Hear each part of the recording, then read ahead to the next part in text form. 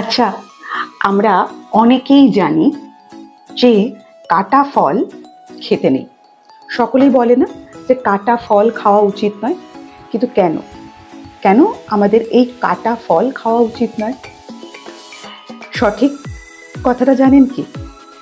দেখুন, আমরা তো প্রায়শই ঠাকুরের সামনে কাটা ফল দিয়ে রাখি, তাই না? তারপরে আমরা সেটা প্রসাদ হিসেবে খাচ্ছি, সেটা আলাদা ব্যাপার, সেটা এক একজনের কাছে এক এক রকম। আমি যেটা বলবো আপনাকে, যে কাটা ফল কেন খাওয়া উচিত নয়।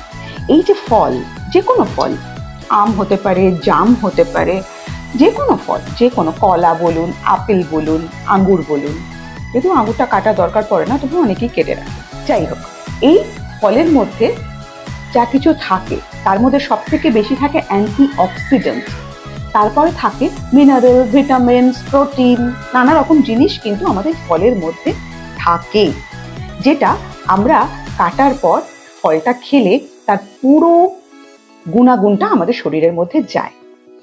কিন্তু যদি আমরা কেটে বাইরে এটাকে ফেলে রাখি, তাহলে এই যে অ্যান্টিঅক্সিডেন্টের যে অক্সিডেন্ট বা প্রোটিন, ভিটামিন যেগুলো রয়েছে, মিনারেলস যেগুলো রয়েছে, সেগুলো বাইরেই কাটার সাথে সাথেই তার নিজের কাজকর্মগুলো করে ফেলে। কাটার পর সে সেখানেই তার ফরমেশনটা করে ফেলে, শরীরের ভেতরে যায় না। দীর্ঘক্ষণ কেটে রাখার পর সেই ফল যদি আমরা খাই, তাহলে কি কোনো পুষ্টি পেলাম শরীরের মধ্যে? নো, কোনো পুষ্টি কিন্তু হলো না। কাটা ফল খেলে আপনার মনের সান্ত্বনা যে আমরা বাচ্চাদেরকে ফল দিচ্ছি টিফিনে বা আমরা পরে খাচ্ছি, সেটা আপনাদের ভুল ধারণা যে তার প্রোটিন বা তার যা যা পুষ্টিগুণ আমরা পাবো না। কাটা ফলে কোনো পুষ্টিগুণ থাকে না। এরপরে কোনো কোনো ফল তাড়াতাড়ি করে সেই গুণাগুণগুলো নষ্ট হয়ে যায়, যেমন বাইরেটা একটু কালো হয়ে যায়। শসা হোক, আপেল হোক, যে কোনো ফল কাটলে দেখবেন ওপরটা কালো হয়ে গেল, মানে তার ক্রিয়া, কর্ম, কাজকর্ম, ফলাফল সব শেষ। তাই ফল কেটে রাখা উচিত নয়। আর এই অ্যান্টিঅক্সিডেন্ট আমাদের কি কাজ করছে? অ্যান্টিঅক্সিডেন্ট কিন্তু একটা কাজ করে, সেটা হচ্ছে বয়স কমাতে কাজ করে। যে কোনো বয়সই খান না কেন, বয়সকে ধরে রাখতে সাহায্য করে এই অ্যান্টিঅক্সিডেন্ট।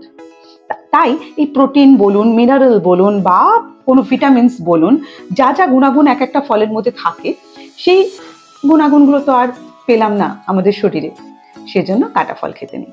আর সবশেষে একটা কথা বলি, এই যে আম দেখছেন, এই আমটা কিন্তু একটা ভীষণ আমার কাছে গুরুত্বপূর্ণ বা প্রাইসলেস। কেন বলুন তো? এই আম এসেছে আসানসোল থেকে, আমার মায়ের বাড়ি থেকে, মানে আমার বাড়ি থেকে, যে কোনো একটা সময় আমার বাড়ি ছিল। তো সেইখানে গাছটা আমি যখন ক্লাস 4-এ পড়ি, আমার ভাই 3-তে পড়ে, আমি, বাবা, মা আর ভাই তিনজনে মিলে একজনকে দিয়েই গাছটাকে লাগানো হয়েছিল। এবং আমি সেই সময় যখন গাছে আমটা হতো, গাছের মধ্যে বসে বসেই আম খেতাম। তাতে শুঁয়োপোকা ছিল, নানা রকম ছিল, ওদিকে আমি তোয়াক্কা করতাম না। আর মা সমানে বকতো, গাছে বসে আম খাবি না, গাছে বসে আম খাবি না, তাহলে ফল ভালো হয় না। কে কার কথা শুনে? তাই আজকে যখন অত দূর থেকে, আসানসোল থেকে আমার মা প্যাক করে, গাড়ি করে, ভলভো করে ভাড়া দিয়ে পাঠিয়েছে এই আম, আমার কাছে তো প্রাইসলেস।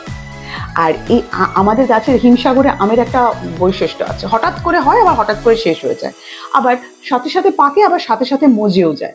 তো সেই জন্য আমের টেস্টটা নিতে গেলে একটু এই আমের মুডের ওপরে নিতে হবে। ধন্যবাদ মা, ভাই, সকলকে এটা আমার কাছ অবধি পৌঁছে দেওয়ার জন্য। আর সেকেন্ড থিং, এই জামটাও কেউ একজন আমাকে দিয়েছে, সে হচ্ছে আমার student Riya. Thank you Riya, তোমাকেও ধন্যবাদ যে তুমি তোমার গাছের জাম আমার জন্য নিয়ে এসেছো। ভালো থাকবেন সকলে, নমস্কার।